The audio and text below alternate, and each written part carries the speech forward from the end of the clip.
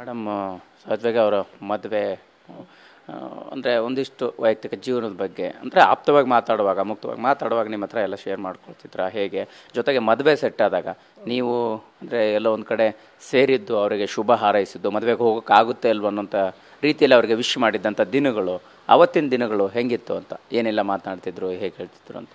Sir, ಅವಳ ಸ್ವಭಾವ ಏನಂದರೆ ವಿಪರೀತವಾಗಿ ಮಾತಾಡ್ತಾ ಇರಲಿಲ್ಲ. ಅವಳು ಅತಿಯಾಗಿ ಏನೇನೋ ಶೇರ್ ಮಾಡ್ಕೋತಾ ಇರಲಿಲ್ಲ. ಎಷ್ಟು ಬೇಕೋ ಅಷ್ಟು ಮಾತಾಡ್ತಾ ಇದ್ಲು.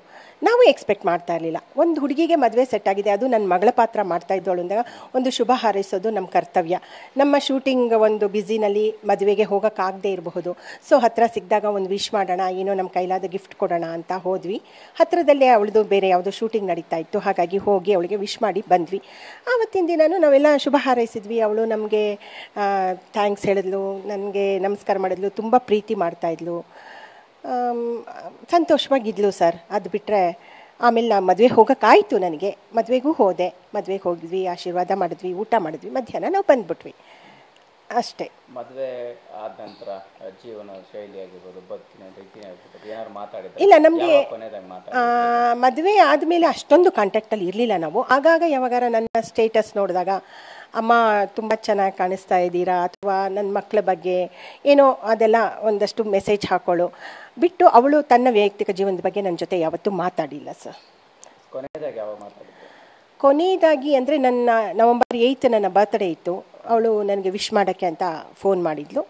ನಾನು ನಿಮಗೆ ಮೆಸೇಜ್ ಹಾಕಿದ್ದೀನಿ, ನೀವು ನೋಡಿಲ್ಲ ಅಂತ ಅಂದ್ಲು. ಇಲ್ಲಮ್ಮ, ತುಂಬ ಮೆಸೇಜಸ್ ಬಂದಿದೆ, ಹಾಗಾಗಿ ನೋಡಿಲ್ಲ ಅಷ್ಟೇ ಅಂದೆ. ಸೊ ಮನಸಾರೆ ವಿಶ್ ಮಾಡಿದ್ಲು. ತುಂಬ ಮಿಸ್ ಮಾಡ್ಕೋತಾ ಇದ್ದೀನಿ ನಿಮ್ಮನ್ನು ಮತ್ತು ನಮ್ಮ ಇಂಡಸ್ಟ್ರಿನ ಎಲ್ಲ ಅಂದ್ಲು. ಹೇಗಿದೆ ವೈಯಕ್ತಿಕ ಜೀವನ ಅಂದರೆ ಐ ಆಮ್ ಫೈನ್, ನಾನು ಚೆನ್ನಾಗಿದ್ದೀನಿ ಅಮ್ಮ ಅಂತ ಹೇಳಿದ್ಲು. ಅಷ್ಟು ಬಿಟ್ಟರೆ ಬೇರೆ ಏನೂ ಅವಳು ಹೇಳಿಲ್ಲ, ನಾನು ಏನೂ ಕೇಳಲಿಲ್ಲ. ಸಾಕಷ್ಟು ಸಿನಿಮಾದ ಬಗ್ಗೆ ಆಗಿರ್ಬೋದು, ಜೀವನದ ಬಗ್ಗೆ ಕನಸುಗಳನ್ನು ಕಂಡಿದ್ರು. ಸೊ ಹೀಗೆ ಒಂದು ಘಟನೆ ಆಯಿತು, ಅದನ್ನು ಏನು ಹೇಳ್ತೀರಿ ಮೇಡಮ್ ಅಂತ, ಏನು ಮೆಸೇಜ್ ಕೊಡೋಕ್ಕೆ ಇಷ್ಟಪಡ್ತೀನಿ? ಸರ್, ಏನೇ ಇರ್ಬೋದು ಸರ್, ಸಮಸ್ಯೆ ನಿಜವಾಗ್ಲೂ ಯಾರಿಗೂ ಗೊತ್ತಿಲ್ಲ. ಈಗ ಸದ್ಯಕ್ಕೆ ಅವಳ ಸಮಸ್ಯೆ ಏನಿತ್ತು, ಯಾಕೆ ಹೀಗೆ ಮಾಡಿಕೊಂಡ್ಲು, ಏನೂ ಗೊತ್ತಿಲ್ಲ. ಬಟ್ ಯಾರು ಈ ನಿರ್ಧಾರ ತಗೋಬಾರ್ದು.